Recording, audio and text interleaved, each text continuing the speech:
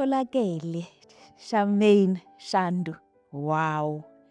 This is truly an honor for me. I have been rehearsing this one, watching you do the things, and I've said, I want this lady to be on my podcast. Hello, Tuli. Thank you for having me. And I've seen your podcast, and I'm like, oh my God, these people are amazing. And here I am.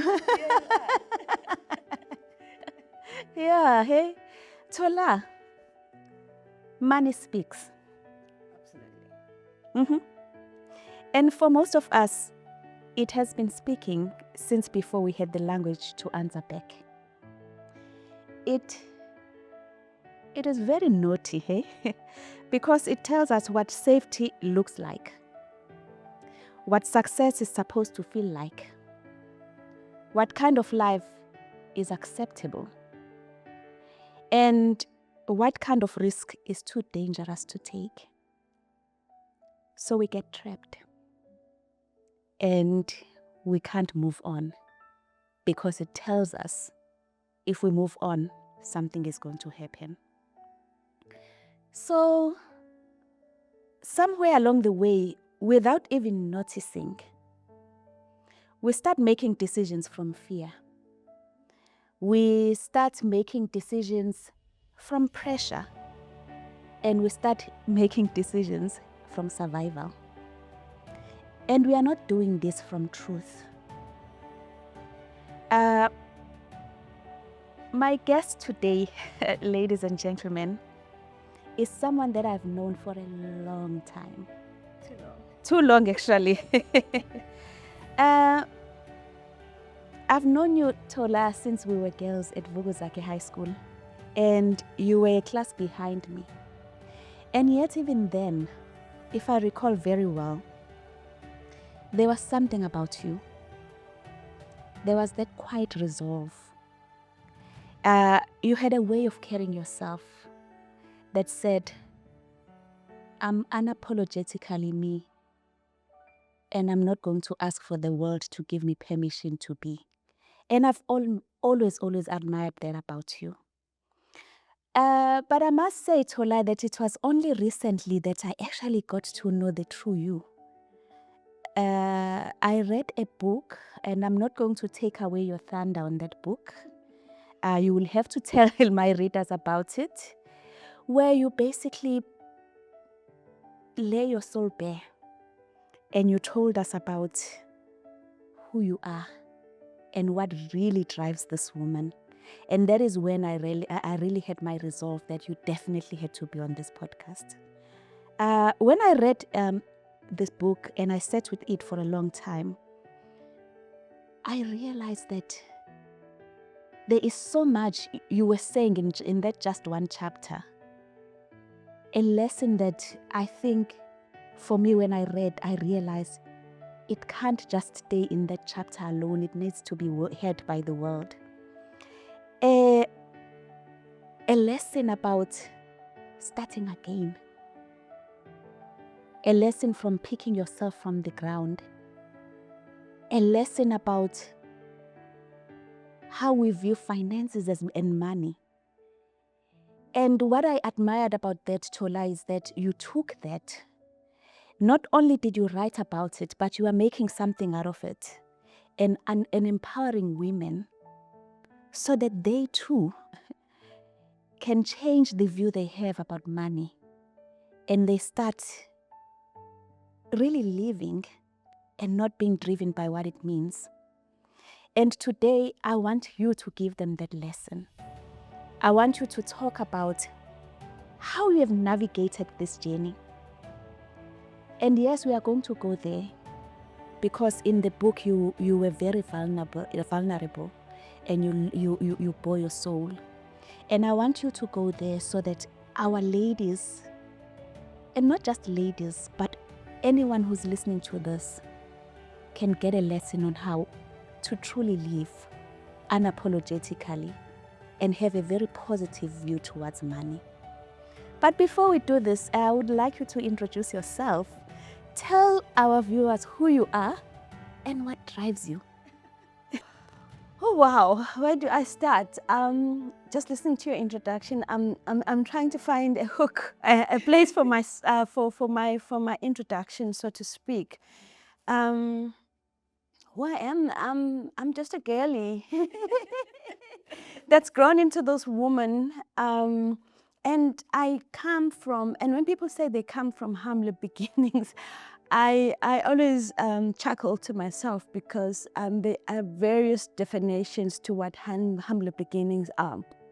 But my picture is essentially my grandmother was a domestic worker, and then my mom was a factory worker, and I, I retired her sometime during her career because I needed her for something much bigger than what she was doing at the time, but also because, as most children do, there are times when nobody else can do what needs to be done except for your mom.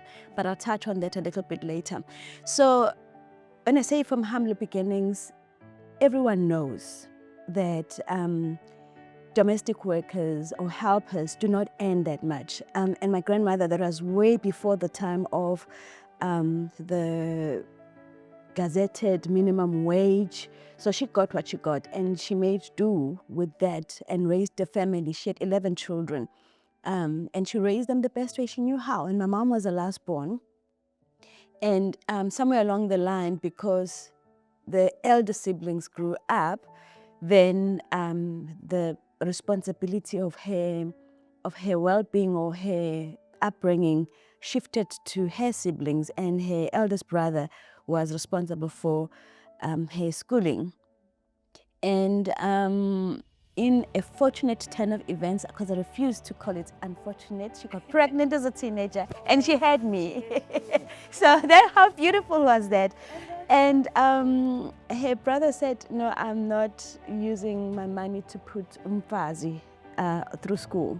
You must stay at home and look after your child and raise your child, because you're now an adult, because you've brought a child into the world. And her schooling career was cut short because of that. And she had to start from a familiar environment for her, which was as a domestic helper, and then until she found a job at a factory, and that she worked there until, as I said, I retired her. So that's the humble beginnings. And I remember when I went through schooling, I was a pretty decent student. I honestly think you are being modest, but we're happy. And I remember back in the days, I mean, I was going through schools, and I think, yeah, I got to a point when I was at senior primary school, and I had no idea where I was going to go for high schooling. Not because there weren't any schools. I am from Guamashu. My mom still lives in Guamashu, same house I grew up in. And based on the potential that I had, the schools in the area at that time, and I must stress that, I think I was in that gap where there was a focus on education and then it dropped. And now it's coming back again in township schools, which is fantastic. Now teachers are really doing what needs to be done, and we've seen beautiful gems coming out of high schools. But I was just in that vacuum where no one cared. And I just was like, I'll go wherever. And as luck would have it, we did aptitude tests. The Department of Education had something running, and then I topped my class or my school. Then I went to the regional schools and I topped that. And then I said, oh no, we're actually putting together a group of kids to see how they would do if pitched against each other. And that was a research by the Human Research Council at the time. And we were shipped off to Vuguzake High School. And with that case study that was going to use to say, how do kids that are doing very well in their respective classes and schools do when they're put together? And that was the first culture shock of my life, because from being in the top 3 throughout, from the time I started school to the time I finished senior primary school, I was always top of my class. Then suddenly, I was number 21. I remember the first semester results came out and I was 21st. I am just grateful that I didn't have access to resources or that I did not go into a dark hole that some kids go to and they end up taking their lives. But I think I cried for a week. I was so depressed. I thought my life was over. I thought I had failed. I hadn't failed, but I was, my goodness, how is this even possible? I think there were 35 of us in class, and this was the class of the best students from all the township schools. And I'm like, this is it. My life is over. So, and I had to literally pull myself up academically by the strings of my boots to get to the level that was decent. And it was very hard because everybody else, I think, got that rude awakening and was doing exactly the same thing. And so for me, I think that's when the switch to working hard and carving your own space started mattering. I got that lesson very early on in life. I think I was about 12 going on 13. And I just pushed myself into my studies and I worked hard. And then also, the condition of that program was that the school fees would be paid for by the government. So that's, when I say humble beginnings, my dependence on getting a good education was not on the shoulders of my parents because they didn't have the means. I was going to go to any school that would take me, but suddenly I had an opportunity because somebody was going to fund my studies. And that for me was just one of those things that also, I think, ingrained in me the concept of do what you need to do, the universe will take care of the rest. Do what you need to do, your God will take care of the rest. And whatever power you believe in. Because sometimes you worry about what am I going to do, and you have absolutely nothing, and you can be left in this vacuum of helplessness that will actually paralyze you from doing something. So I just kept moving and things happened. And then, by the way, the funding never came, but you know what? My parents made a way. They found a way to make sure that I stayed in that school and I got the education that I required. So again, when they realized that they had nobody to turn to, they actually finally resolved in themselves to make sure that this dream, this vision is realized and is protected at all costs. So that's the humble beginnings I come from. And that's where I realized that hard work pays off. But I also realized that if something is important enough, you need to do something about it. Because I saw my grandmother doing something about the fate of her children. She was actually, by the way, widowed. And then my mom doing what she could. And a conversation about my father. I loved the man to beat. To this day, I still do. He is late now. But that's a story for another podcast. So my mom was the main driver and the funder of every single dream that I had. So that's why when I started working, in fact, when I started working in my first salary as a receptionist, I earned more than my mom, and multiple times more than my mom. And that is when I actually realized how much she had to do. She got me to the point I was at my life. And for me, it was a non-negotiable that money, lack thereof, would be an obstacle in my path. Yeah, wow, Tola. You know, it's quite amazing that you sit and you think you know someone. Because like I said, obviously I did meet you Evukzake and I was a class ahead. And I remember this, as I said, very assured young lady. And I'm actually quite surprised that you say you were 21st because we actually didn't see that. I remember very well our school assemblies, you'll remember them.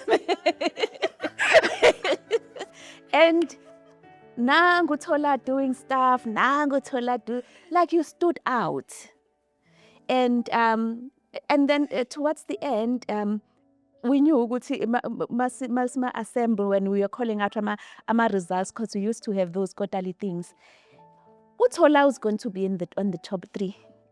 with no fail. So I must say, Sis Uguti, you've really, really honored your mom. She worked hard, but you honored her.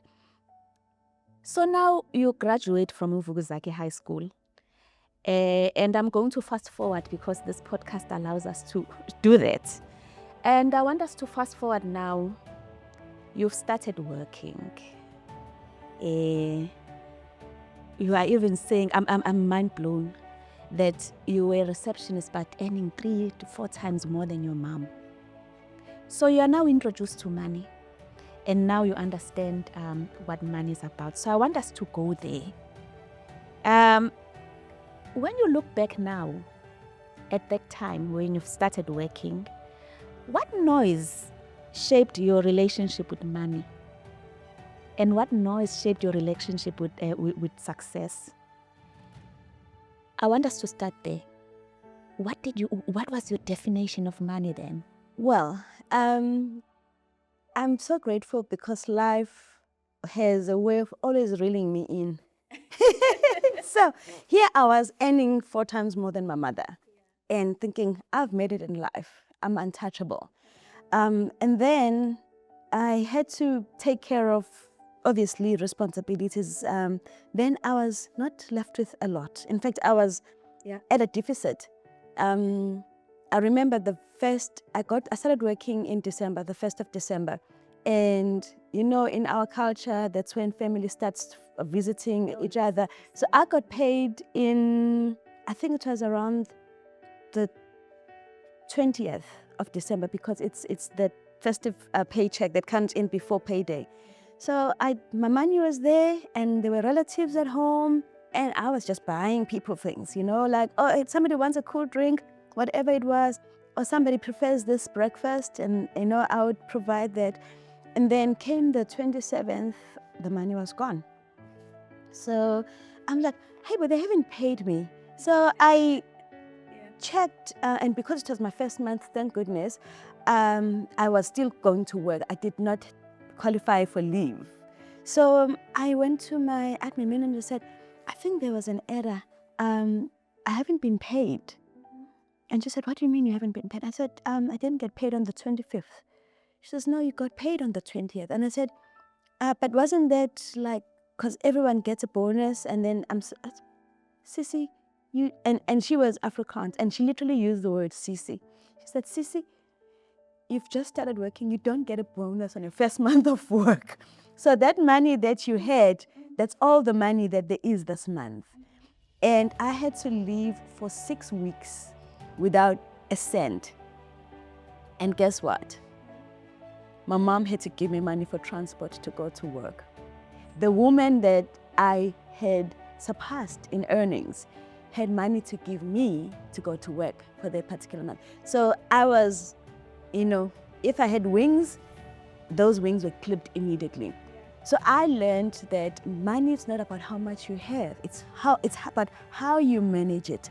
Because ultimately, and I've had the privilege of working with people who have insane amounts of money at their disposal and with people who have next to nothing.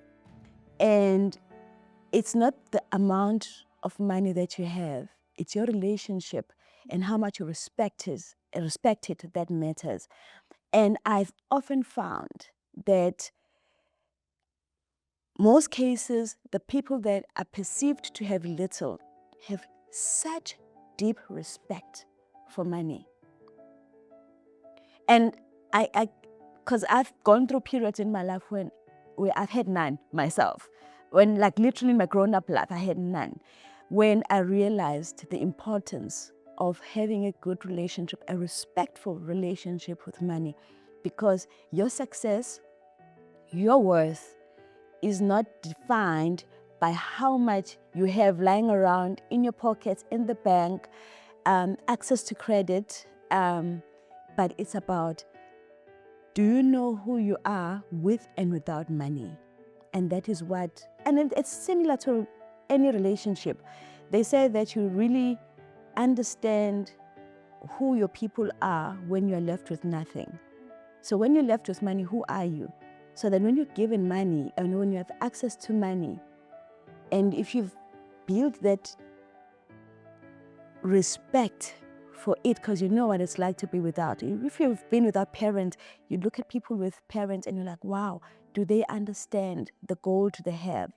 And then that's what happens with people that don't have money, because they know where each cent comes from. They need to account for it, and they need to make sure that it goes further than what is possible in their world. Sure.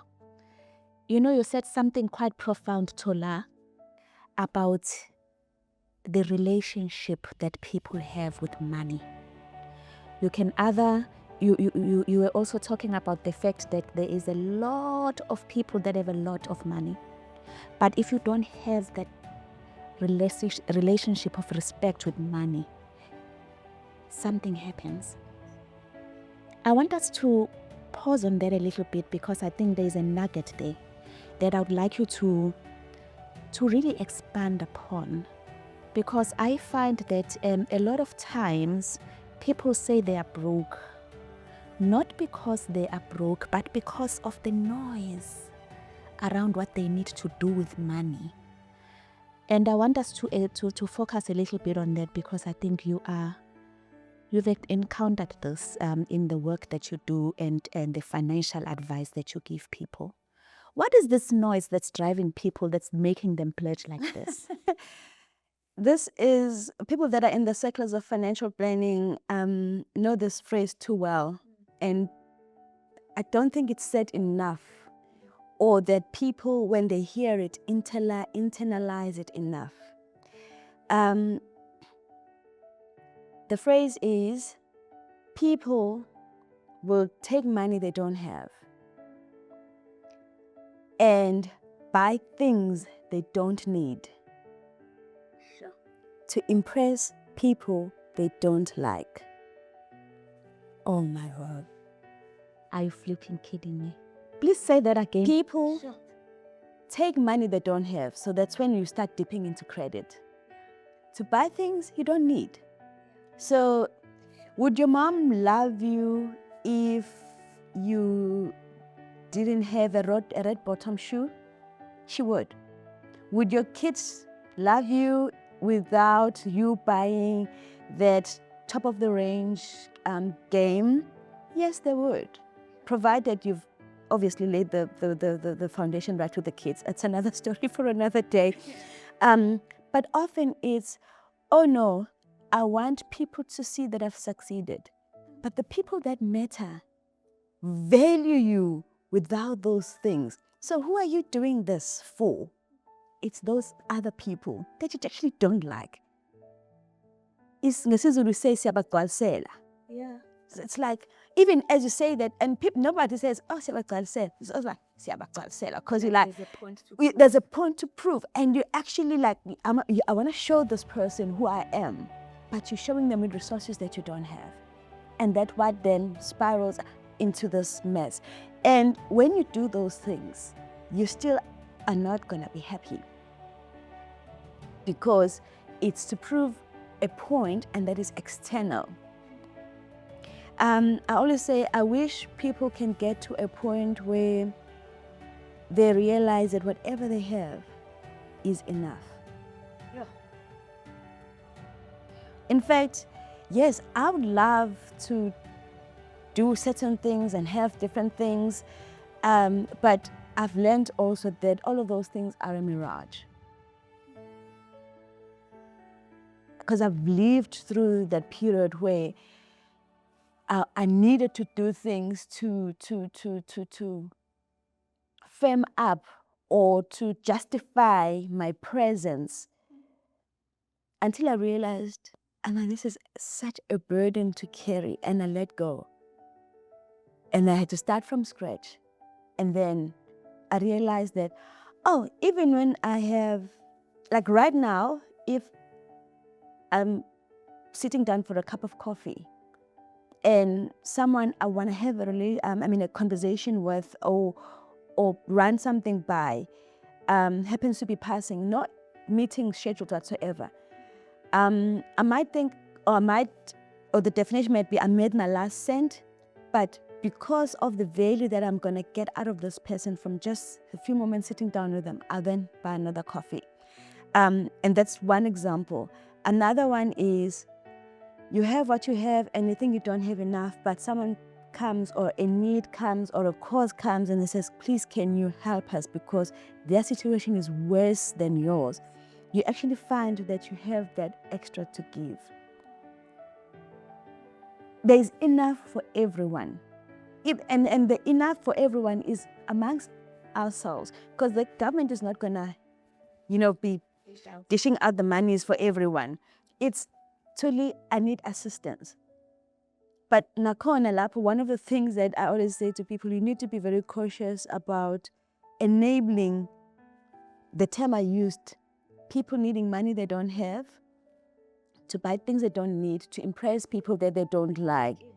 So even with our relationships, we need to actually start looking for those traits.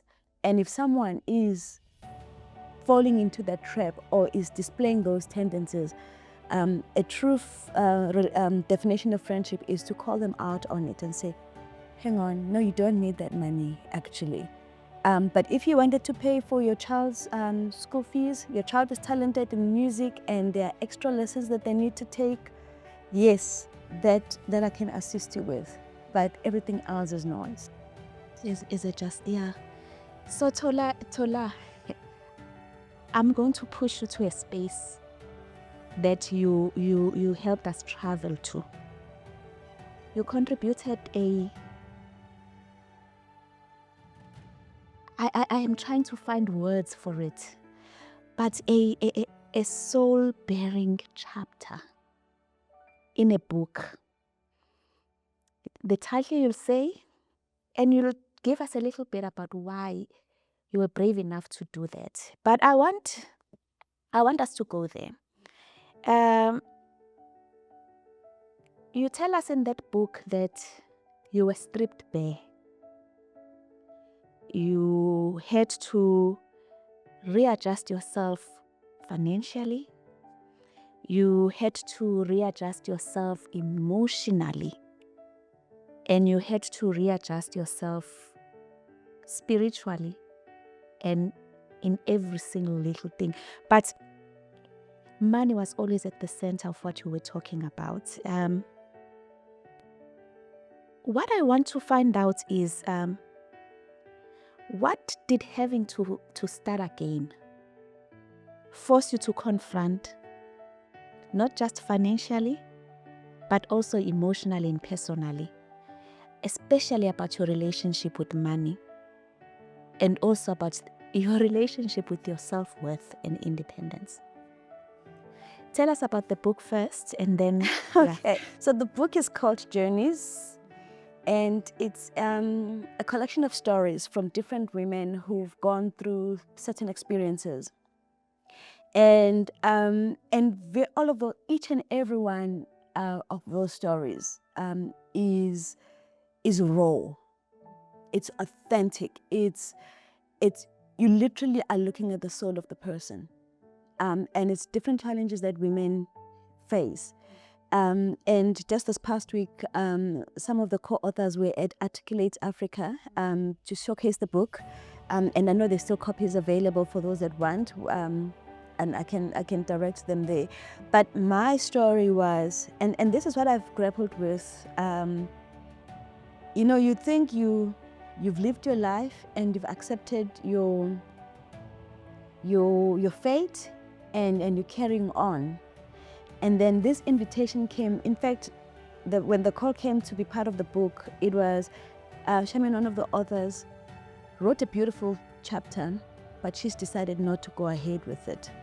And without this chapter, this book, at that time there was 2 books that were trending for their thinness. We're going to end up in that category. So please, can you, and you've shared this with us before, because what I do is I'm not the one for big stages when it comes to talking about money.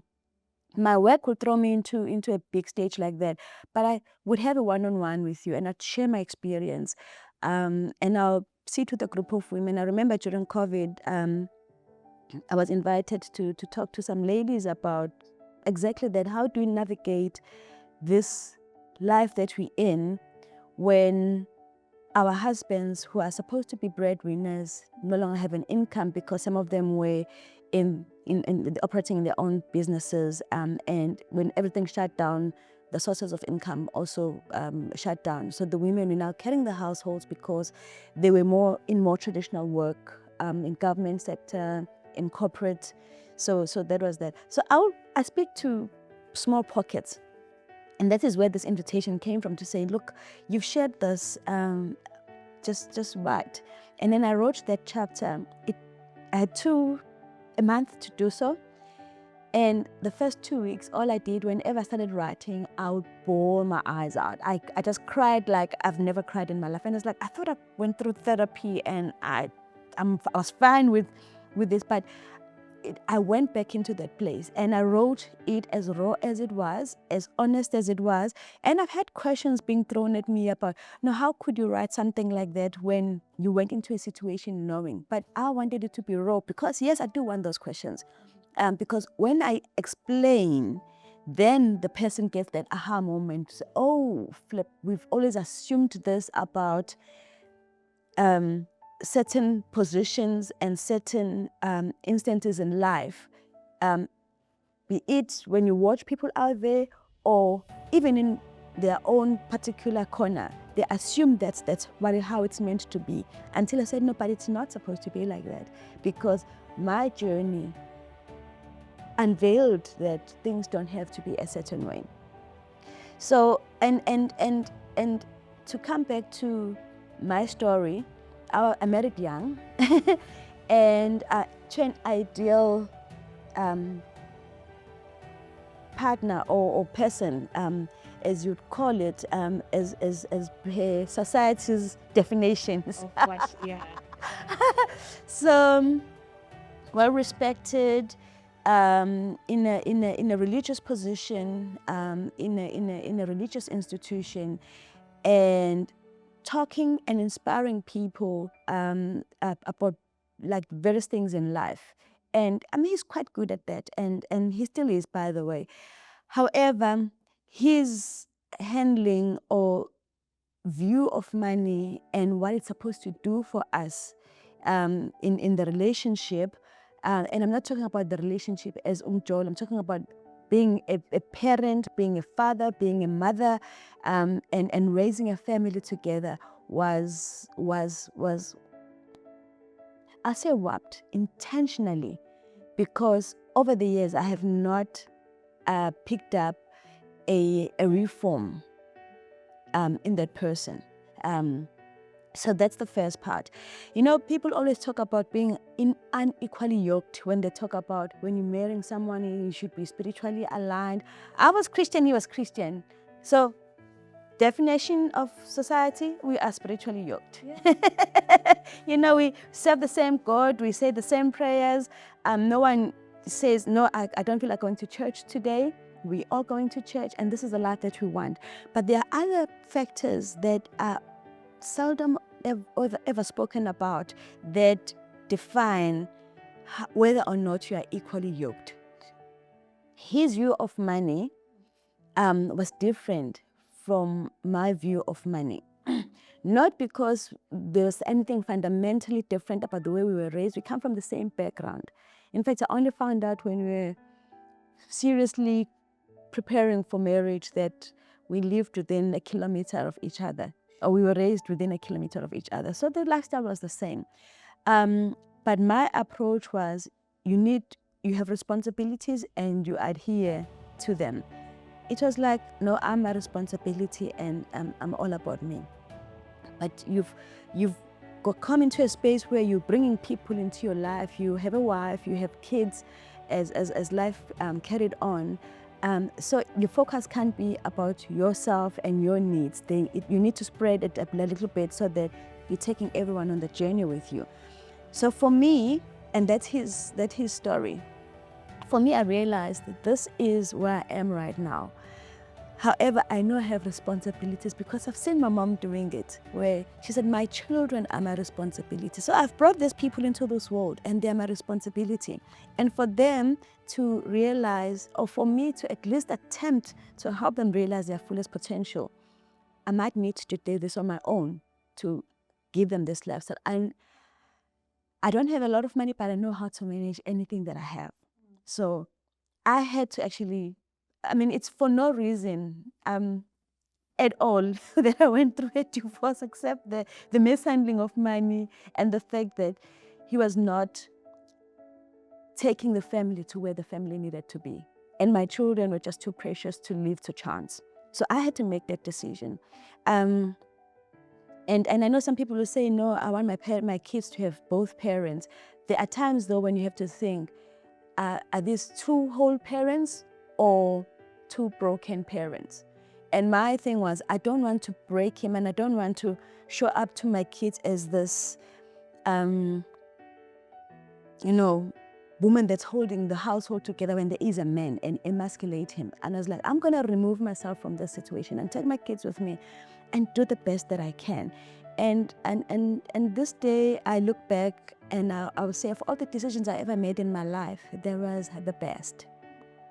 And it took me through the dungeons. I said to someone when I was explaining it, when you are getting into the building and you're on the ground floor, financially, when I got divorced, I was, those massive buildings that have basements.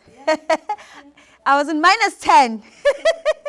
And at that time I was actually in the financial services industry.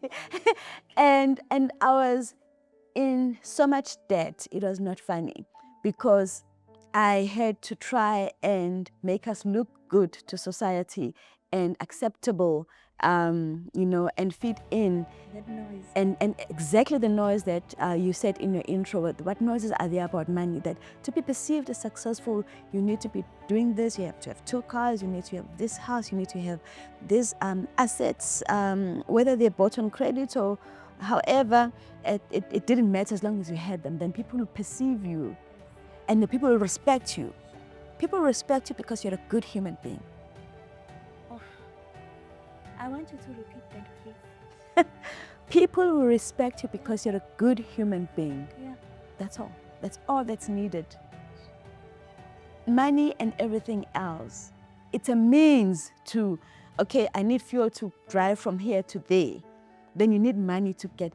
But sitting in your own house, being a mean person, when you're unkind, you don't have the respect of your family. They might fear you, but you will not have their respect. So you don't need money to be liked or to be respected or be loved, for that matter. In that rebuilding season, Tola, how did you begin to silence the fears, the shame? You spoke about needing people to see, to perceive. So that shame and that external expectation. And how did you silence that? What did you do? And I think that's going to lead us to the next one about then, and you put it so nicely. People don't like you because of what you have.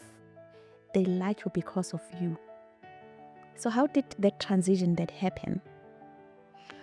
Well, first of all, you need to be, again, it's another common phrase that is used. You need to be like a tree and allow the leaves to fall at a season when the leaves need to fall, so that there's room for more leaves to grow and you can flourish.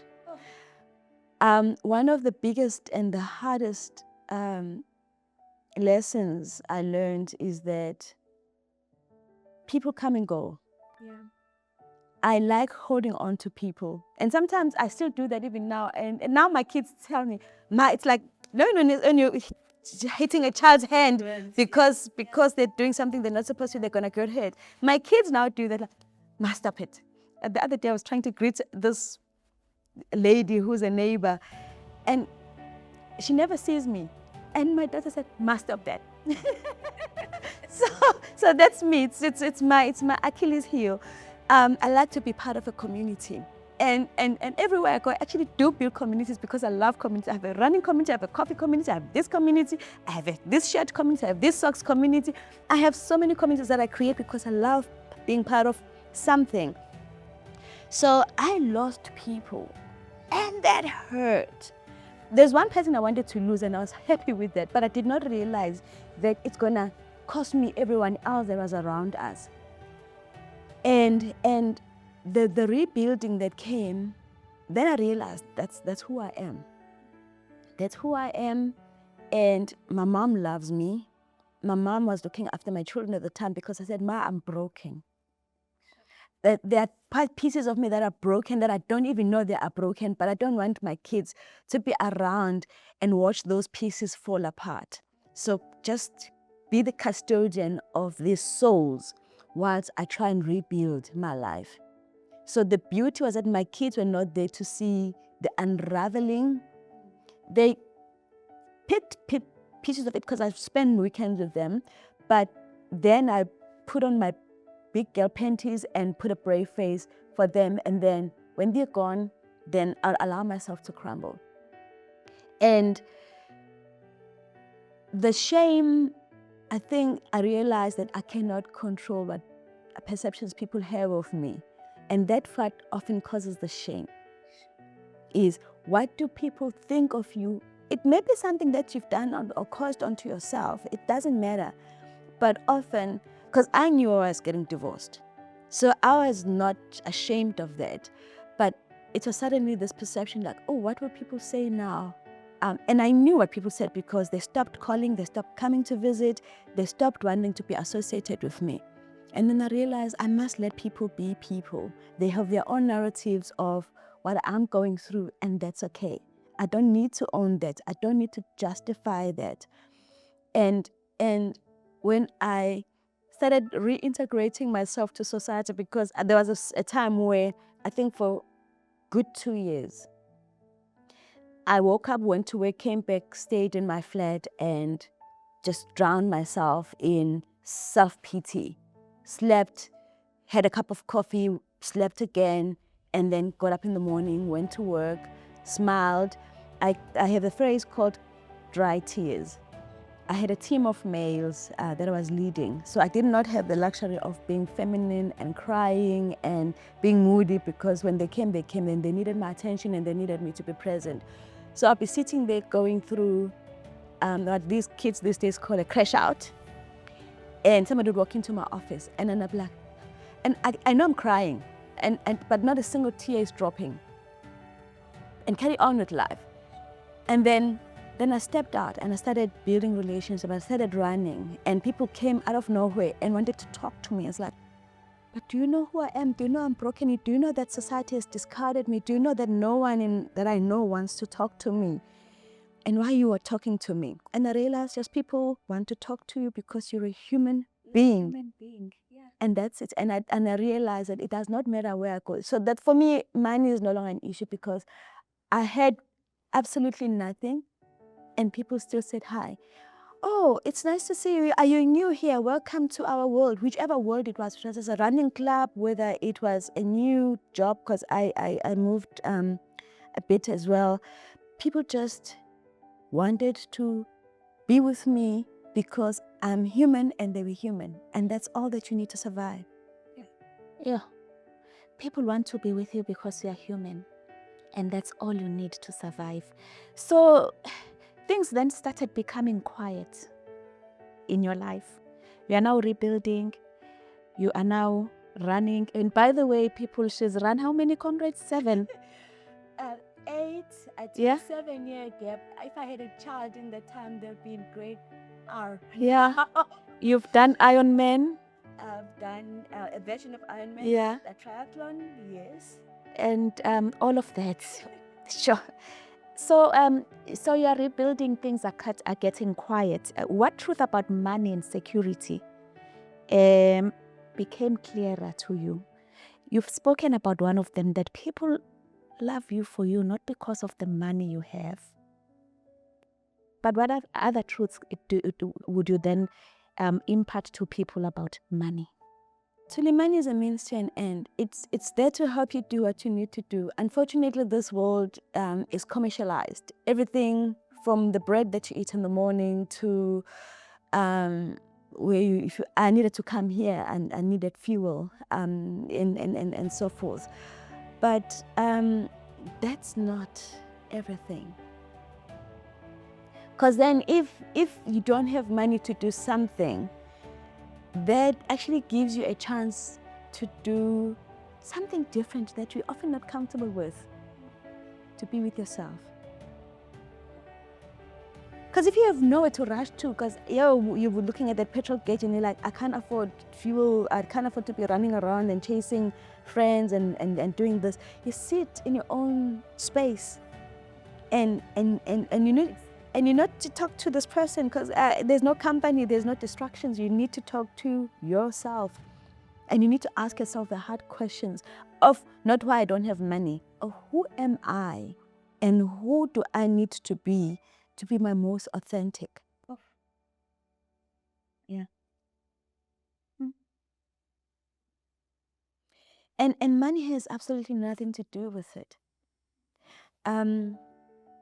Just as a by the way, when I was deciding on what to wear, this jacket jumped out at me because I want to make a point to women, in particular African women. It's May, it's Africa Month, and even it doesn't matter when people see this this podcast. In any event, the truth still remains: African women are the hardest working women of all populations, working harder even than men. But we still have very little access to resources. If hard work defined your wealth, African women would be the wealthiest on earth because we work so damn hard. But we still don't have the financial means to have what is termed financial freedom. Yeah. Yet, how many women do you know who've said, oh, my sister passed on, I'll take her children, and they have absolutely nothing. They'll take the sister's children into their home and raise them. And somehow everyone gets a good education, everyone has food in their belly, and everyone gets on with life. How many women do we know where we had floods, 2022, the worst floods in our lifetime? I remember the 80s one. I was still a child. Yes. And women showed so much resilience. South African women, when they had to rebuild from nothing, the house was swept away. And sometimes some of them even lost family members, and they've rebuilt. So my point by emphasizing that is that African women, in their true essence, are made of tough stuff. It would help if there was money, because money helps us move around, it makes us, but we still would take nothing and make something out of it. So whatever life throws at you, whatever decisions you have to make, if you think by being in this space because it gives you money, by being with this person because they give you access to money, that's a lie. You have something much bigger than rands and cents within you to make a life, whatever life that you desire as a woman. Oh, Tola, you are saying things that are really, really, really resonating with me, and I'm hoping they resonate with people that are watching this. So you've taken your lived experiences, Tola. You're starting again, and you are using that positively. You are using that to educate, and you've started talking about us African women and how we are able to do with whatever it is that we have, no matter how little it is, but we are able to do something big. Now tell us a little bit more about what you are doing now and how you are turning your lived experiences into what I am putting out there in the future, going to be a massive empire. What are you doing? Whew. The life that and the experiences that I've had have exposed me to so much knowledge. And there are times when the academic book was not enough, but because of the things that I had to do to build skills, to fit where I needed to fit in, to be, to carve myself space so that I can be the best that I can be, in essence. Again,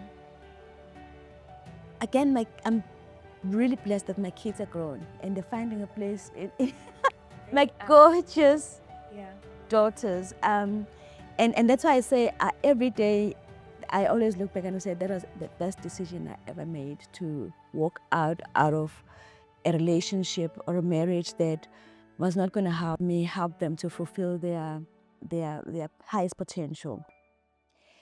And I'm looking forward to impacting society in a bigger way. Currently, I'm involved with sports development. I'm in the Athletics South Africa Committee for Women. And there's so much that needs to be done for female athletes. I mean, in the tennis tournament taking place currently, the female tennis players are protesting because they're not earning as much as men. And we're talking about people we look and like, wow, they win these championships and they have a lot of money. Again, coming to the issue of money, but it's not their due from the work that they put in. Women, when men die younger, it's the truth. I have my twisted humor around why I said women need a break. But anyway, but often cases you find women remaining long after their husbands or partners have passed on. And as a result, again, somehow the responsibilities still fall on them. But they're vulnerable, they don't have the strength anymore. So my passion right now is making the means for elderly women in particular, elderly men as well, but elderly women in the elderly space, to find the protection that they need to do what they need to do for those that are left in their care. If a grandmother is going through abuse, they can't raise their grandkids, because that is a reality in a lot of households where grandmother is supposed to raise the grandkids because the parents have passed on. But if she's experiencing abuse, she can't do that effectively. So my future, when I'm no longer responsible for my kids, is to expand. I've started, but it's to expand the impact that I make to, one, helping women realize their worth, not defined by money. I've worked in money all my life, and I know it's not the definition of your own worth. Wealth is something different. I mean, even when we talk about the real definition of wealth, there are people with money but have no health. Then you realize that money is not wealth, because if you have money but you're not well enough to enjoy it, that is still not a definition of success or making it in life. So my future is just bringing that awareness and that enabling of women, and creating platforms where women, whether in sports, whether starting out in careers, because that's another thing. Women get into careers and they plunge into this world where they think, now I'm earning a lot of money, what am I going to do with it? Or I don't earn enough because someone else. I've heard somebody saying, oh, you're so lucky you are in this position, and they're like 23 years old.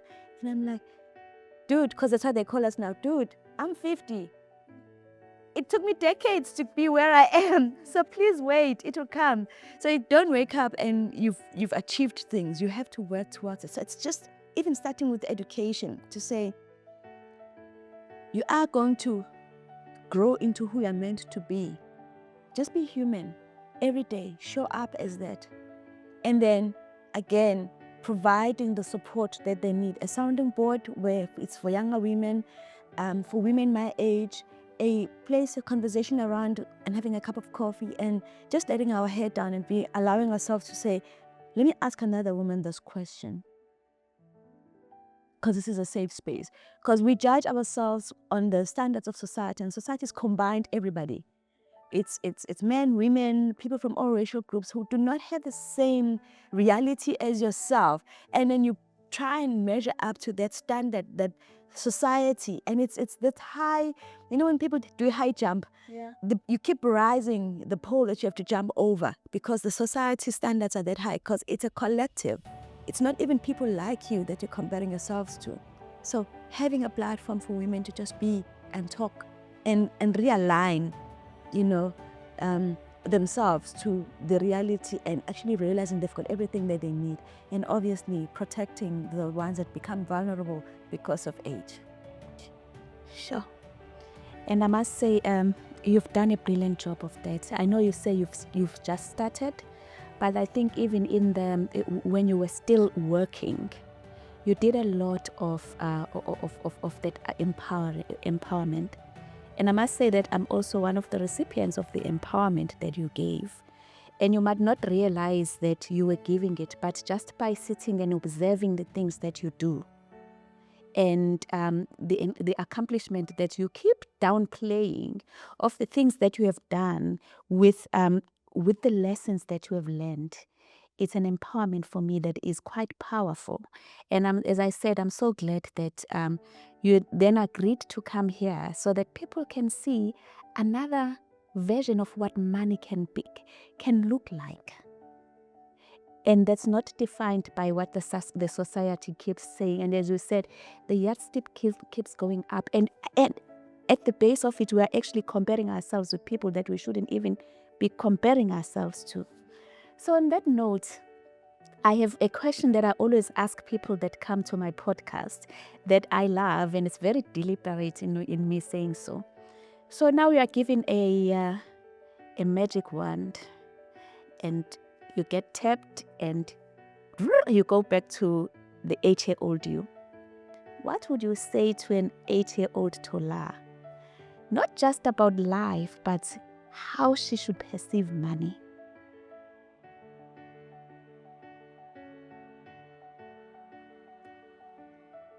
I'll say, girlie, you are enough. You have enough. Your role in this world is making sure that everyone that you encounter either adopts that or you give them a little bit of what you have so that they too have enough. Sure.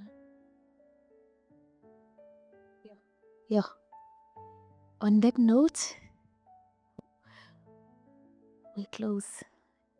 Tola, what a powerful, powerful thing that you have said to us. And for me, the common thread that goes across your storyline is that money is needed, but money is an enabler. It's not everything. And that people, it's another massive lesson for me. People like you for who you are, not what you have. Yes, there will be those webbed ones who would like you, but at the base and the fundamental, it's people liking you for who you are. And that whatever you have enough. It's about the relationship you have with money that determines whether you go south or you go east.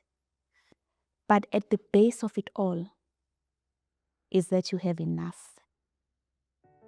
And that it's not about worth. Yes, it's nice to be wealthy, but it's about worth. And there's a huge difference there.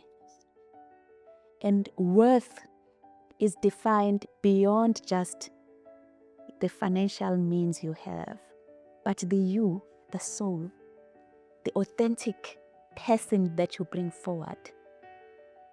And that is why you were then able to rise. And that is why you were then able to make that very difficult decision that a lot of us would find very difficult to take, because you realized if we do not have the same relationship with money, everything else also falls by the wayside. And that it then becomes very critical for you to raise your beautiful girls so they understand that they are enough on their own. And that money cannot be the only definer. Money can be an enabler so that their worth can shine. Thank you so much, Tholakele, for having me. Wow. Sure. And on that note, thank you very much for listening in on this one. Remember, this is about silencing all the noise that defines things that you are not about, and silencing it enough so that you can rise in authenticity. And Tola here has really given us that knowledge that you can still be, even if you do not have that much. But as long as the relationship you have with money is a positive relationship of an enabling something, your worth will shine through. Thank you.